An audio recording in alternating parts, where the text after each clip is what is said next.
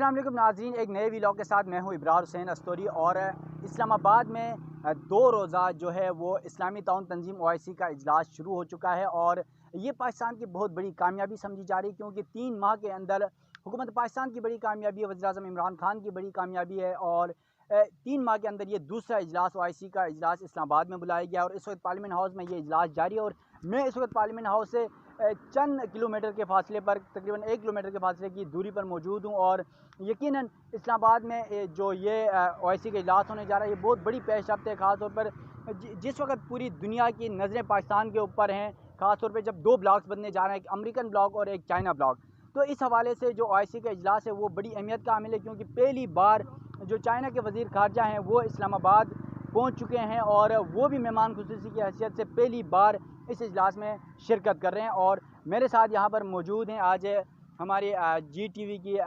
Reporter हैं और बिस्मा। तो मैं इनसे भी बात करने की कोशिश करूँगा कि जो OIC का इजलास होने जा रहा है, ये इजलास बड़ा अहम इजलास है और इसमें क्या पेशरफ्त होगी और इस इजलास से पाकिस्तान को क्या फ़ायदा होगा। बिस्मा। हाँ जी, बिल्कुल। देखिए इब्रार साहब, जैसे कि OIC का इजलास आपको पता है हो रहा है और ये काफ़ी पाकिस्तान की एक इमेज, पॉजिटिविटी जो इमेज है, पॉजिटिव इमेज बरकरार रखने के लिए काफ़ी ज़रूरी था पाकिस्तान के लिए। अब जैसे कि अपोजिशन भी आपको पता है यहाँ पर एक सरगर्म हुई है, दोनों अपोजिशन काफ़ी जमातें एक दूसरे के जो MNAs हैं वो दूसरी पार्टीज़ में जा रहे हैं, जैसे कि आपको पता है। तो इस हवाले से एकदम OIC का इजलास होना दूसरी कंट्रीज़ में काफ़ी अच्छा हमारा जो है इम्प्रेशन जा रहा है, कि जो ख़राब हो चुका था सियासी जो गेम्स चल रही हैं इस हवाले से। अब जैसे कि आपको ये भी पता है कि OIC इजलास है, 3 दिन की छुट्टियां भी लोगों को दी हुई हैं, तो उस हवाले से लोगों को काफ़ी परेशानी का सामना भी है, क्योंकि आपको पता है रोड्स भी बंद हैं, लेकिन उन्होंने मुतबादल रास्ते भी दिए हुए हैं लोगों को। तो मेट्रो के हवाले से अगर बताऊँ तो मेट्रो भी उन्होंने जो है वो चला रहे हैं। हालांकि पिछले हमने देखा था कि OIC पे उन्होंने मेट्रो जो है मुकम्मल बंद कर दी थी, लेकिन काफ़ी अच्छा इनका इकदाम है। सिक्योरिटी जो है वो काफ़ी हाई अलर्ट भी नज़र आ रही है और यहाँ तक कि जो सरकारी एम्प्लॉयज़ हैं उनको भी अंदर जाने की इजाज़त नहीं दी जा रही। तो मेरे ख़्याल में ये एक जो हुकूमत है इनका काफ़ी अच्छा इकदाम है और ये OIC इजलास जो होने जा रहा है ये पाकिस्तान के लिए काफ़ी बेहतर साबित होगा। जी। अच्छा बिस्मा, ये भी बता दें कि आप सुबह खुद ड्यूटी आई हैं, GTV में आप काम कर रही हैं, तो आपको रास्तों में आने के लिए कोई मसाइल तो नहीं हुए, कोई मुश्किल पेश तो नहीं आई? क्योंकि ख़ास तौर पे जेंट्स तो कहीं न कहीं लिफ्ट लेके भी आ जाते हैं, लेकिन ख़वातीन के लिए बड़े इश्यूज़ होते हैं। तो आपने ये भी बता दिया कि मेट्रो भी चल रही है, यकीनन मेट्रो चल रही है। तो साथ-साथ ये भी बता दें कि रेड ज़ोन है और पार्लियामेंट में ये इजलास होने जा रहा है इसी का, तो आपको कहाँ-कहाँ रास्ते बंद नज़र आए? सिक्योरिटी कैसी नज़र आई? अच्छे इक़दामात हैं पाकिस्तान के सिक्योरिटी इदारों के, क्या कहना चाहेंगी? हाँ जी, बिल्कुल। जैसे कि आपको पता है कि पहले भी पाकिस्तान में OIC इजलास हुआ था, लेकिन उस वक़्त जो इन्होंने जो है वो मुकम्मल रास्ते बंद कर दिए थे और आवाम को बहुत जो मुश्किल उस वक़्त देखी गई थी। अब जो OIC इजलास हो रहा है उसमें उन्होंने मुतबादल रास्ते के तौर पर जो है मारगला का रास्ता उन्होंने खोला हुआ है आवाम के लिए, जबकि बाकी जो पार्लियामेंट जाने के जो रास्ते हैं वो मुकम्मल तौर पर इन्होंने सील किए हुए हैं। और करने भी चाहिए, काफ़ी अच्छा इकदाम है। इसको कोई बुरा इंप्रेशन जो है बुरा नहीं जा रहा लोगों पे। लोगों के लिए मुतबादल रास्ता दिया है उन्होंने। साथ-साथ वो मेट्रो जो है उनका सिर्फ़ एक स्टेशन बंद किया हुआ है पाक सेक्रेटेरिएट का, जबकि पिछले OIC इजलास में उन्होंने फैज़ाबाद तक मेट्रो बंद कर दी थी। तो काफ़ी मुश्किल था, क्योंकि लोगों के दफ़ातर जो है बहुत से खुले, जैसे हमें भी पता है, हमें तो कोई छुट्टी नहीं होती है। तो आज की अगर मैं बात करूँ तो आज मुझे आते हुए कोई परेशानी का सामना नहीं हुआ। परेड ग्राउंड तक आई और साथ ही हमारा ऑफ़िस भी मौजूद है, तो मुझे पिक भी कर लिया ऑफ़िस ने। तो ये एक अच्छी बात है मेरे लिए कि एक, और जैसे कि आपने कहा कि खातून हो या ख़वातीन है, तो इस हवाले से हम ये नहीं समझते कि अगर हम फ़ीमेल है तो हमारे लिए कोई परेशानी होगी। तो जहाँ मर्द हज़रात हैं वहाँ पे ख़वातीन भी है, हम इसमें कोई डिफ़रेंस नहीं करते हैं। अच्छा बिस्मा, यकीनन ये बात आपने बहुत अच्छी बात बताई, क्योंकि दुनिया चेंज हो चुकी है, सोच तब्दील हो चुकी है, माशरा तब्दील हो चुकी है, हो चुका है। तो जहाँ पर मर्द होंगे वहाँ पर ख़वातीन भी यकीनन उनके शाना बशाना होती हैं। मुझे ये बताइएगा, जब आप यहाँ पर पहुँची हैं तो आपको सिक्योरिटी इदारे कौन-कौन से नज़र आए? कोई पुलिस या कौन-कौन से इदारे नज़र आए? अ, सिक्योरिटी एहलकार तो काफ़ी सारे थे। बहुत से इदारे के जो एहलकार हैं वो यहाँ पर मौजूद हैं। लेडी कांस्टेबल भी मौजूद हैं और AFI के क्या होता है वो? ये काट दीजिए। पुलिस फोर्स, हाँ, पुलिस रेंजर्स। फोर्स, रेंजर्स सारे मौजूद हैं और अपने-अपने जो फ़राइज़ हैं वो काफ़ी अच्छे तरीके से सरअंजाम दे रहे हैं। और यहाँ पर ये भी देखा है कि पहले जो आवाम को हम बोलते थे ना कि यहाँ से रास्ते बंद है, आप यहाँ से वापस चले जाओ, तो उनका रवैया काफ़ी गुस्से वाला दिखाई देता था। लेकिन अब जो है आवाम भी मेरा ख़्याल है थोड़ी अंडरस्टैंड कर रही है हुकूमत को भी, और जो मामलात पेश आते हैं उसको भी अंडरस्टैंड कर रही है, और आराम से बगैर बहस किए तो वो वापस जो है वो यू टर्न ले रहे हैं। अच्छा बिस्मा, यकीन ओवैसी इजलास पाकिस्तान के लिए बहुत कामयाब समझा जा रहा है, हुकूमत के लिए कामयाब समझा जा रहा है और इंटरनेशनली पाकिस्तान का एक अच्छा इमेज जा रहा है। साथ साथ आजकल अपोजिशन मैदान में है, ख़ास तौर पर बिलावल भुट्टो ज़रदारी, शहबाज शरीफ, मौलाना फजल रहमान। तो क्या लगता है, आप यकीनन सिंध हाउस के बाहर भी बड़ी मौजूद रही हैं, वहाँ से कवरेज करती रही GTV के लिए, तो सिंध हाउस में भी मुनर्रिफ रहनुमा आपको कहीं ना कहीं नज़र आया। आपने तो कादिर पटेल का एक्सक्लूसिव इंटरव्यू भी किया था, सॉरी कादिर मंदखेल का, कादिर पटेल नहीं, कादिर मंदखेल का आपने एक्सक्लूसिव इंटरव्यू भी किया था।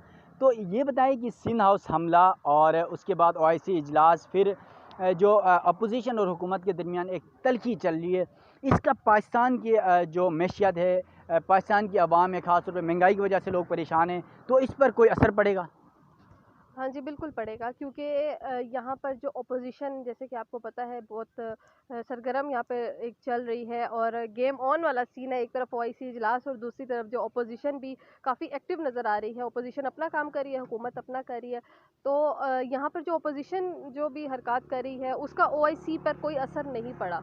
वज़ीर-ए-आज़म इमरान खान साहब ने जैसे कि कहा था कि ओआईसी इजलास होगा, तो वो हो रहा है अपने अपने मतलब जो उन्होंने टाइम दिया था। और इसी तरह जो अपोज़िशन है वो भी अपने काम में जो है वो लगी हुई है। लेकिन ये जैसे कि आपने सिंध हाउस का ज़िक्र किया, तो सिंध हाउस में जो मुनर्रफ अरकान थे, उस हवाले से अगर मैं बात करूँ, तो मैंने कादिर मंदखेल से जब बात की तो उनका ये कहना था कि यहाँ पर हुकूमत जो है वो फड़फड़ाती हुई दिखाई दे रही है मुझे, कि हुकूमत जो है वो गिर जाएगी।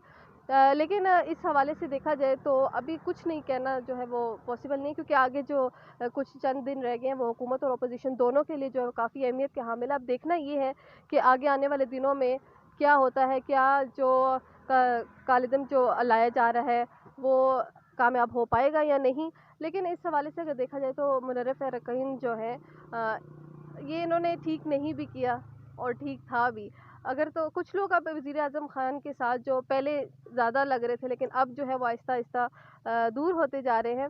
लेकिन बहुत से लोग अभी भी उनके लिए जो है वो नेक ख्वाहिशात का इज़हार कर बिस्मा, रहे हैं। यकीनन आपने मुनर्रिफ रहनुमाओं के किरदार की बात की, करना भी चाहिए था, नहीं भी करना चाहिए था। यकीनन अवाम के अगर फलाह बहबूद के लिए होता तो बहुत अच्छा था, लेकिन अपने इक़्तिदार के लिए हो रहा है तो ये शायद मुनासिब नहीं है। साथ साथ आप ये भी बता दीजिएगा कि आप क्या समझती हैं कि बहैसियत सहाफ़ी इस हुकूमत को 5 साल पूरे करने चाहिए, नहीं करने चाहिए? एक जमहूरी प्रोसेस है, जैसे सुप्रीम कोर्ट ऑफ पाकिस्तान ने भी कल यही कहा कि जैसी भी हो जमहूरियत है और वो जमहूरियत चलनी चाहिए। तो आपका क्या ख़्याल है, क्या सोचती हैं कि यकीनन ये जमहूरियत मुकम्मल होनी चाहिए, 5 साल पूरे होने चाहिए और ऐसा कोई इक़दाम नहीं होना चाहिए, अपोज़िशन इस तरह की चीज़ें ना करे, क्या कहेंगी? जी बिल्कुल, देखिए अब जैसे कि इनको इस हुकूमत को तकरीबन 4 साल होने को है, तो मेरा ख़्याल है अब 1 साल जो है अपोज़िशन को मज़ीद इनको बर्दाश्त कर लेना चाहिए। क्योंकि अब जैसे अपोज़िशन से ज़्यादा तो आवाम बर्दाश्त कर रही है ना, क्योंकि महंगाई का जिन तो वो बर्दाश्त कर रहे हैं। उन्होंने जो 2 वक़्त की रोटी खाना उनके लिए मुश्किल हो रहा है। तो मेरा ख़्याल है अब जहाँ इतने साल सब्र कर लिया, 1 साल और कर लें, और अगले जो लीडर है वो अच्छा मतलब किसी और को चुन चुन लें। तो ये था कि बाकी अब अगर लोगों से बात की जाए तो लोग तो ये कहते हैं कि हमने बहुत सोचा था इमरान खान साहब के बारे में, लेकिन वो उनकी उम्मीदों पर पूरा नहीं उतर सके। अच्छा बिस्मा, ये बता दें, अगर इमरान खान नाकाम हो जाते हैं, अदम एतमाद अगर कामयाब हो जाती है अपोज़िशन की, तो क्या आप ये नहीं समझती हैं कि जो 40 साल से कभी नून लीग, कभी पीपल्स पार्टी, कभी नून लीग, कभी पीपल्स पार्टी और साथ-साथ मौलाना फजल रहमान साहब कभी उनके साथ, कभी इनके साथ, जिस तरह हमेशा रहे हैं, इस तरह ये चलता रहेगा? तो इमरान खान को लोग एक होप समझते थे, एक उम्मीद समझते थे। तो क्या मुस्तकबिल में इमरान खान नाकाम हो जाते हैं तो फिर किसी भी निचले लेवल के या नए लीडर को या किसी और शख्स को आगे आने के मौके ख़त्म हो जाएँगे? क्या समझती हैं? देखिए सियासी सरगर्मियों में अगर ऐसी सियासी हरकत ना हो तो वो सियासत नहीं कहलाएगी। तो इस तरह की जो हरकतें हैं वो एमएनएस की जानिब से भी देखी जा रही हैं, और काफ़ी ज़्यादा जो है वो इस चीज़ों में अब जो है जैसे आने वाले लास्ट डेज़ चल रहे हैं उनके, अपोज़िशन और हुकूमत के आमने-सामने होने वाली है। तो मेरा ख़्याल है कि अगर तो ये जो तहरीक है इसमें अपोज़िशन कामयाब हो जाएगी, तो मेरे ख़्याल से उन्होंने भी तो कुछ सोचा ही होगा ना, जो हमारी हुकूमत है उन्होंने बिस्मा बिस्मा इन्होंने क्या सोचा होगा आप बता दें। 40 साल से मुस्लिम लीग नून इक़्तिदार में है, पाकिस्तान पीपल्स पार्टी इक़्तिदार में। मौलाना फजल रहमान साहब कश्मीर कमेटी के कम से कम 25 साल चेयरमैन रहे कश्मीर कमेटी के। उन दिनों में क्या किया, क्या नहीं किया, आवाम को क्या फ़ायदे दिए। और फिर आपको ये भी याद होगा कि कोई लाहौर की सड़कों पे घिसेट रहे थे, कोई 10% था। इनके अपने बकौल, ये मैं नहीं कहता, क्योंकि कभी शहबाज शरीफ कहते थे 10%, कभी कहते थे सड़कों में घिसेटेंगे। आज वो दोस्त बने हुए हैं। तो क्या अवाम को ये इंश्योर कर सकते हैं कल अगर इमरान खान की हुकूमत मिसाल के तौर पर चली भी जाती है तो कल ये एक दूसरे को सड़कों में नहीं घिसेटेंगे? ऐसा कोई है? नहीं, नहीं, नहीं। ये जो सियासी जो माहौल जब बन जाता है ना यहाँ, तो ये किसी के अपने नहीं हो सकते। अभी अगर किसी पार्टी में जा रहे हैं तो वो इनके कोई सगे नहीं बन सकते, वो अगली दफ़ा भी उनको रोड पे घसीटने को तैयार होंगे। और जहाँ तक ये बात है, अभी तो वो मिलकर अपोज़िशन जो है वो कदम उठा रही है, लेकिन कोई पता नहीं आगे आने वाले दिन में जो ये कदम उठाए जा रहे हैं वो फिर अलग-अलग जमातों में तक़सीम भी हो सकते हैं। इन पर इस तरह का भरोसा नहीं किया जा सकता कि अच्छा बिस्मा, इस सारी सियासी जो सूरत हाल है उसमें मरियम नवाज़ खामोश नज़र आती हैं। यकीनन शहबाज शरीफ फ्रंट लाइन पे नज़र आते हैं, बिलावल फ्रंट लाइन पे नज़र आ रहे हैं, मौलाना फजल रहमान साहब नज़र आ रहे हैं, क्योंकि मुस्लिम लीग नून की क़यादत यकीनन नवाज़ शरीफ के बाद मरियम नवाज़ ही उसको हैंडल कर रही थी। लेकिन इन दिनों में मरियम नवाज़ खामोश है, इसकी क्या वजह है? सर वो छोटी मरियम जो बोल रही हैं छोटी मरियम बोल रही है तो बड़ी मरियम को बोलने का क्या फ़ायदा। बाकी दूसरी बात अगर देखी जाए तो मियां नवाज शरीफ साहब भी जो है वो इस मार्च, मेरा ख्याल है अप्रैल के स्टार्ट में जो है उन्होंने कहा है कि वो वतन वापस तशरीफ़ ला रहे हैं। बाकी देखा जाए तो मेरा एक अच्छा, आपने बड़ी अच्छी बात बता दी। नवाज़ शरीफ साहब अप्रैल के एंड में या मई के शायद शुरुआत में वो पाकिस्तान आ रहे हैं। डॉक्टरों ने उनको जाने की इजाज़त दे दी? सर देखें, मेरा कहीं न कहीं नून लीग से ना थोड़ा-सा एक पॉज़िटिव सॉफ्ट कॉर्नर मेरे दिल में मौजूद है। तो उस हवाले से देखा जाए तो देखिए बीमारी तो आती है। अब अगर उन्होंने पाकिस्तान में इलाज नहीं करवाया, बाहर गए हैं, तो ये उन पे डिपेंड करता है। इस चीज़ पे हमें फ़ोकस नहीं करना चाहिए। नहीं तो बिस्मा, ये तो फिर बहुत अच्छी बात आपने बताया कि यकीनन आप मुस्लिम लीग नून के फॉलोअर हैं, मुस्लिम लीग नून की वोटर रही हैं और अब भी आप वोटर ही हैं मुस्लिम लीग नून की। तो क्या मियां मोहम्मद नवाज़ शरीफ जिन्होंने 30 साल इक़्तिदार में रहे, अपने इलाज के लिए कोई पिंडी, इस्लामाबाद में या लाहौर में कोई हॉस्पिटल क्यों नहीं बनाया? सर देखिए उन्होंने बाकी काम तो किए ना। मतलब अपने नून लिए कोई हॉस्पिटल नहीं बनाया? नून लीग अपने लिए वो बाहर जा गए, चले गए ना, अपने लिए वो कर रहे हैं। अच्छा, आप ये कहना चाह रही हैं कि ये जो लंदन की जायदादें हैं सब कुछ वहाँ हो सकती हैं, लेकिन पाकिस्तान में कोई ये मतलब हॉस्पिटल नहीं बन सकता अपने इलाज के लिए, यही कहना चाह रही हैं आप? नहीं सर देखें, मैं मेट्रो पे सफ़र करती हूँ और अल्हम्दुलिल्लाह नून लीग को जो है ना मैं दुआएं देती हूँ कि आजकल जो गरीब लोग हैं वो 30 रुपए में सदर से इस्लामाबाद सफ़र कर रहे हैं। अब तो कराची में भी बन गया और लाहौर में भी इतना, मतलब अगर एक दिन मेट्रो बंद हो जाए तो आपको पता है कि हमारा जो किराया है वो तकरीबन 600 से 700 तक पहुँच जाता है एक दिन का, सिर्फ आने का। अभी जाने का मैं आपको इंक्लूड नहीं कर रही हूँ। इस हवाले से छोटे-छोटे जो इनके इक़दाम थे वो नज़र भी आ रहे हैं हमें, और उससे जो आवाम है वो काफ़ी फ़ायदा भी उठा रही है। अब आप ये मुझे बताएँ कि ये जो हुकूमत ने एहसास प्रोग्राम का कार्ड मुतारिफ़ करवाया, उसके बाद शौकत खानम में करवाया, क्या आपने वहाँ पर विज़िट किया है? वहाँ पर जो लोग जाते हैं वो अभी भी इस कार्ड से जो है वो सैटिस्फाइड नज़र नहीं आ रहे मुझे। जब मैं कवरेज करने के लिए जाती हूँ, मेरा टॉपिक और होता है लेकिन मैं वहाँ से 10 टॉपिक लेकर आती हूँ और वो एहसास प्रोग्राम के होते हैं कि क्या टीवी पे तो कुछ और चल रहा होता है, एहसास प्रोग्राम में 10 लाख दिए, कहाँ है भाई ये कार्ड, हमें कब मिलेगा? क्या इस कार्ड के फैसिलिटी हमें लेने के लिए क्या हमें अपनी ऑपरेशन कराने पड़ेंगे, टांग तुड़वानी पड़ेगी, फिर हमें कार्ड की फैसिलिटी मिलेगी? मतलब इतने ज़्यादा एक्सपेंसिव जो टेस्ट हैं वो अपनी जेब से करवाने पड़ते हैं उनको। यकीनन बिस्मा, आपने बहुत अच्छी बात बताई कि जो नवाज़ शरीफ हैं उसके जो काम थे ख़ास तौर पे माज़ी में जब वो इक़्तिदार में रहे, मेट्रो उनका बहुत बड़ा अहम मनसूबा था। उसके साथ-साथ जो मोटरवे है वो उनका बहुत तारीख़ी मनसूबा था। सड़कों का जाल उन्होंने बिछाया। यकीनन इससे कोई इनराब नहीं कर सकता, कोई इनकार नहीं कर सकता। नवाज़ शरीफ के दौर में अच्छी तरक्की भी हुई है। साथ-साथ जो पीपल्स पार्टी का दौर है या मुस्लिम लीग नून का दौर, यकीनन उन्होंने बहुत अच्छे काम किए होंगे। साथ-साथ अच्छे काम नज़र भी आए हैं हमें। तो यहाँ पर जो मसला आ रहा है इस वक़्त, मियां मोहम्मद नवाज़ शरीफ जिन्हें स्टार्ट में तो कुछ और समझा जाता था, वो अब कुछ और बन गए।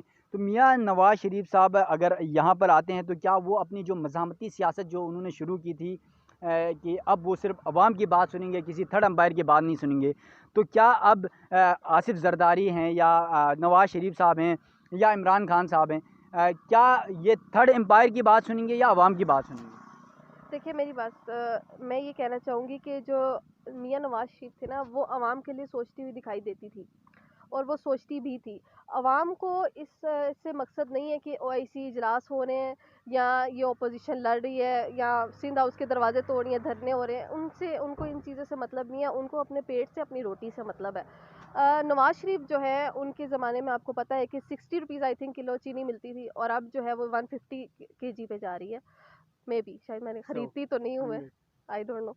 अच्छा, तो मतलब ज़्यादा हो गया उनकी, मतलब उनकी तनख्वाहें नहीं बढ़ी, उनके बजट पे जो है वो असर पड़ रहा है। तो इस हवाले से जब वो इन गरीब आवाम की जो बदुआएं ले रहा है ना, वो इस वक्त खान साहब हैं जो बदुआएं ले रहे हैं, क्योंकि उनको इस चीज़ों से नहीं मतलब, ना उनको अपोजिशन का पता है कि ये कौन है, इसने क्या बात की, फलाना, इससे क्या असर मुल्क में पड़ेगा। हम लोग तो सहाफ़ी हैं, हमें पता है कि इसकी कितनी अहमियत है ओआईसी पे, और हमारा जो माइंड है हम उस तरह सोचते हैं जिस तरह एक सहाफ़ी बंदा सोचता है। बहुत शुक्रिया बिस्मा, यकीनन आपसे बहुत अच्छी बातें हुई। जहाँ पर ओआईसी का इजलास है उस हवाले से डिस्कस हुआ, तो अदम एतमाद का मामला भी हमने छेड़ा और साथ साथ हुकूमत और अपोजिशन के दरमियान जो तल्खी है, मुस्लिम लीग नून के मियाँ नवाज शरीफ हैं, उसके बाद पीपल्स पार्टी के आसिफ जरदारी हों या बिलावल भुट्टो जरदारी हों, उनके हवाले से साथ साथ अपोजिशन के जो दीगर मेम्बरान हैं, मौलाना फजल रहमान हैं, और हुकूमत खास तौर पर वज़ीर आज़म इमरान खान और दीगर उनके जो किरदार हैं, उनकी जो हुकूमतों के इक़दाम हैं, उस हवाले से गुफ्तगू। यकीनन तमाम हुकूमतें, चाहे वो मुस्लिम लीग नून हो, पीपल्स पार्टी हो या पाकिस्तान तहरीक इंसाफ हो या JUI हो, वो यकीनन हमारी अपनी जमातें हैं, सारी पाकिस्तान की जमातें हैं। यकीनन उनके जो इक़दाम होते हैं वो मुल्क के लिए कोशिश कर रहे होते हैं, मगर कहीं न कहीं वो गलती कर जाते हैं। जैसा कि इस मौजूदा हुकूमत ने बहुत सारे काम बहुत अच्छे भी किए, लेकिन बहालत मजबूरी हो या किसी भी वजह से जो महंगाई थी वो कंट्रोल कर नहीं पाए। इस वजह से अवाम में कुछ जो अपनी एक ज़्यादा वो स्ट्रॉन्ग दिखाई देते थे, अवाम के दरमियान समझा जाता था, जिन्हें बहुत ज़्यादा हाईलाइट किया जाता था, वो उनकी जो मशहूरी थी वो कम हो गई है। और इमरान खान को इस वक्त जो सबसे बड़ी मुश्किलात का जो सामना है वो अपोजिशन और जो अपने मुखालिफिन से ज़्यादा जो है अवामी जो महंगाई है वो सबसे ज़्यादा मुश्किल दिखाई दे रही है। और अब देखना ये है कि जो अदम एतमाद होने जा रहा है ये कामयाब होता है या नहीं। और साथ साथ जो OIC का इजलास है, यकीनन ये इमरान खान का बहुत अच्छा किरदार है, हुकूमत पाकिस्तान का बहुत अच्छा किरदार है। 3 माह के अंदर ये दूसरा बड़ा इजलास इस्लामाबाद में होने जा रहा है और 57 इस्लामी ममालिक इस इजलास में मसला कश्मीर है, मसला फ़लस्तीन है, अफ़गानिस्तान में जो इस वक्त की सूरत हाल है, इन तमाम मसाइल के साथ साथ जो मुस्लिम उम्मा को दरपेश मसाइल हैं उस पर तबादला ख्याल करेंगे। और साथ साथ जो मुख्तलिफ़ वज़राए ख़ारजा यहाँ पर आए हैं वो पाकिस्तान के साथ मुख्तलिफ़ MOUs साइन करेंगे और मुख्तलिफ़ प्रोजेक्ट्स पर बातचीत होगी। और साथ साथ पहली बार ऐसा हुआ है कि यहाँ पर चाइना के जो वज़ीर ख़ारजा हैं वो भी इस OIC के मेन इजलास में पहली बार बहैसियत मेहमान शरीक हैं। और उनका जो यहाँ पर शरीक होना यकीनन अमेरिका समेत कुछ जो पावर्स हैं उनके लिए मुश्किलात का भी सबब बन रहा है, उनके लिए खटक भी रहा है कि ये कैसे हुआ कि चाइना 57 ममालिक का जब इस्लामी OIC का इजलास हो रहा है तो चाइना यहाँ पर किस हैसियत से शिरकत कर रहा है। यकीनन ये पाकिस्तान के लिए बहुत अच्छा है और पाकिस्तान के लिए जो OIC का इजलास है एक तारीखी होगा।